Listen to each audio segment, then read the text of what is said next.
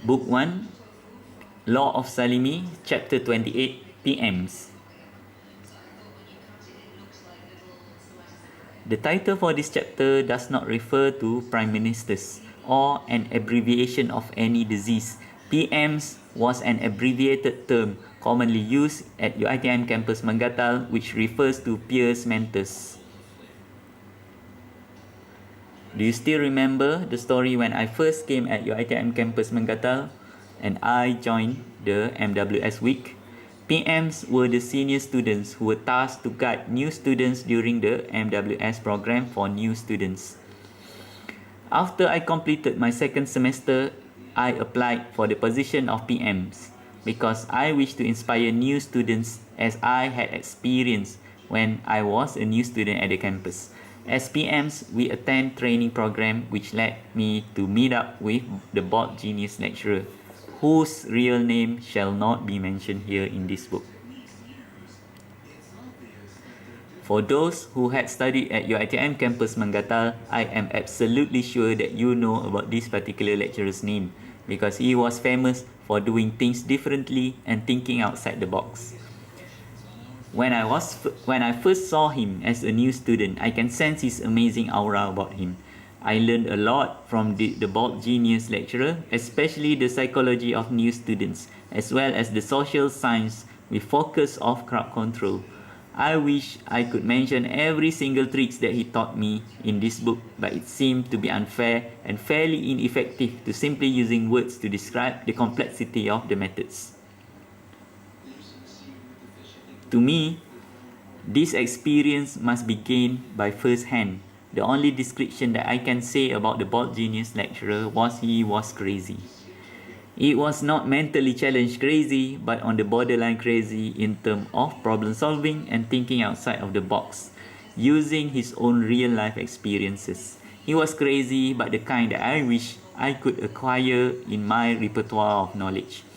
It was the kind of crazy which possibly made him to achieve the level of genius. It was very possible that his craziness was the reason behind his strange yet strong aura that I had felt about him. As time passes, I discovered that he was not very popular amongst most lecturers at UiTM campus Mangatal, including the Heavenly Monsters. I assumed that his methods were too crazy to be considered as applicable or acceptable. Nonetheless, I still like his method of doing things. I feel that if I can acquire that kind of crazy and propel it to the right path, it becomes an excellent source of creativity that was far beyond the average level of normal person. I guess it might be possible for me to be as crazy as he was, with the teachings of Islam as guidance to ensure that I operate within the Sharia. Anyway, I began my duties as PMs for the whole week of MWS program. I was very tired with sleep deprivation while performing my duties. Apparently, to my realization, not all PMs were doing the duties to help new students. Some felt that becoming PMs was a great way to gain popularity at the campus. Some pursued the admiration of new students for whatever reason that I do not know. Others were looking for the allowance payment for being a PM. Only one or two who shared my notion that being PMs were meant to purely help new students and inspire them to become a good student at UiTM campus Mangatal. I will not mention any names, but I was feeling rather sad to have known that the true reality behind the intention of students who were selected to be PMs. Notwithstanding, I do not wish to judge their choice or reasoning behind their decision making to be PMs. Alas, I feel sad for them because they do not share my notion to help others. So, I was performing my duties throughout the weeks of MWS program. I discovered that many of the PMs were not as enthusiastic as I was. It seemed that very few PM actually joined the prayers with new students at Islamic Center of the campus. In the end, very few PMs and I were the one who guide students during prayer time, especially during the early morning prayers or Subuh Salat. which started at 5:30 a.m. Compared to prayer time, Sabah was known to be having the prayer time for an hour earlier than Peninsular Malaysia.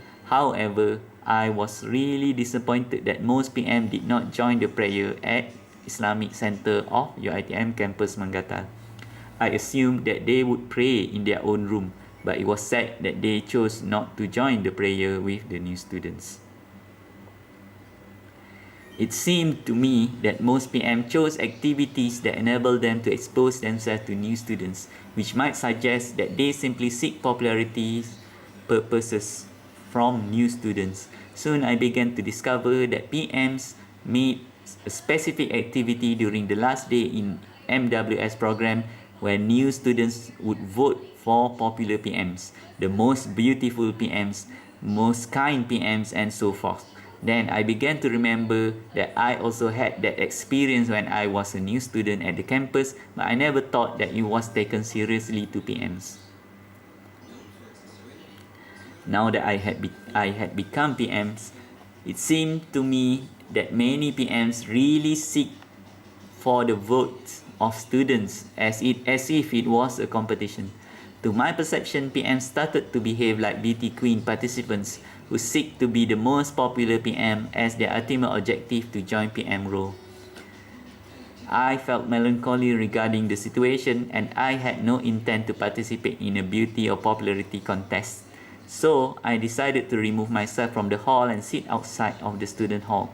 I did remember hearing my name being mentioned by students, but I do not care about any popularity seeking contests. During the MWS program, I had another experience that scared most of the new students, including myself.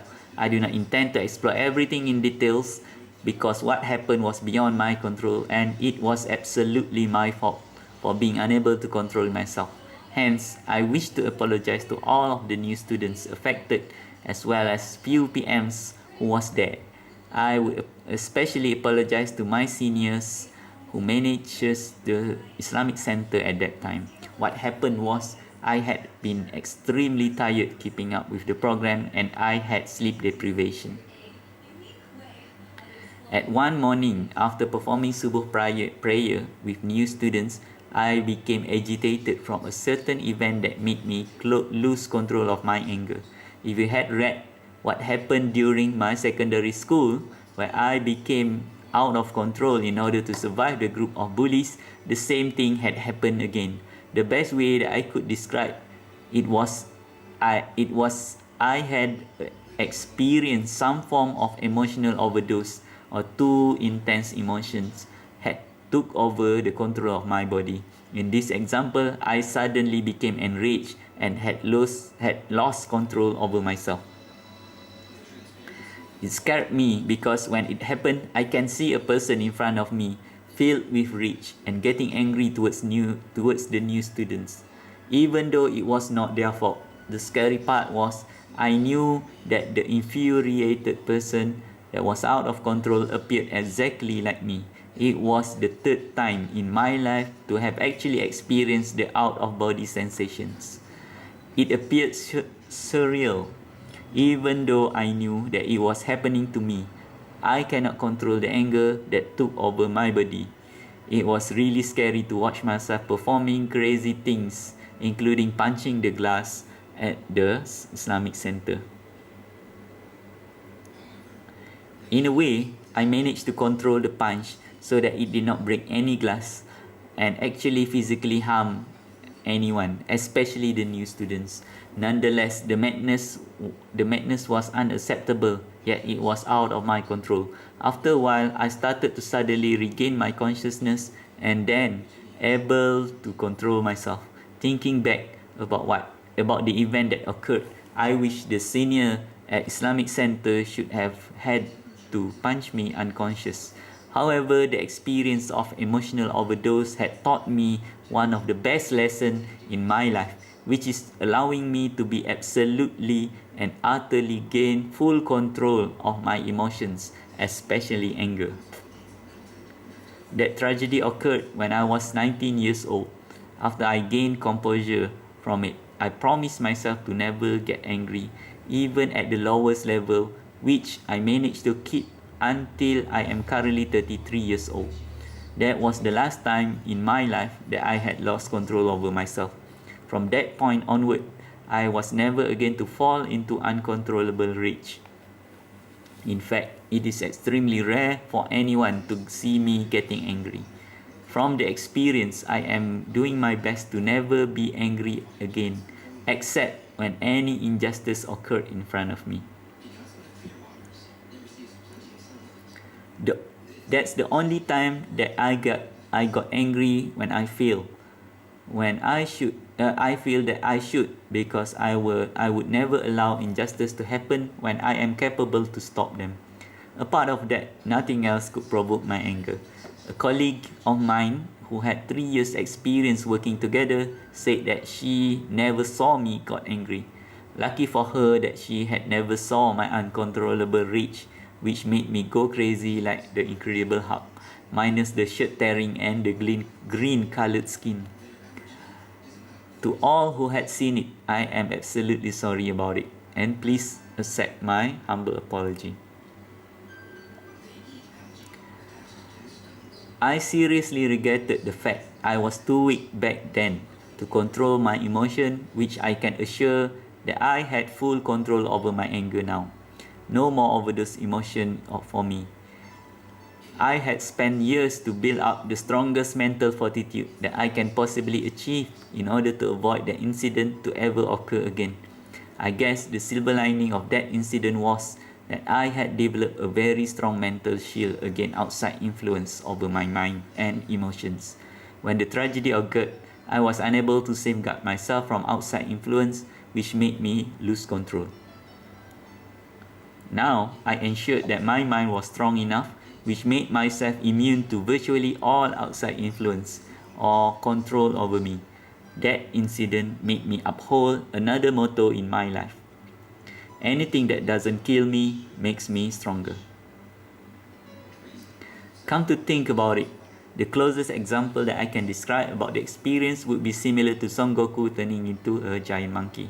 The lost control of himself in the early episodes of Dragon Ball Z by Akira Toriyama. Yep, that's the best description of my raging beast form. Anyway, thank you very much for listening for chapter 28. Hope to see you again in the next chapter, in chapter 29. Thank you for listening and see you in the next video.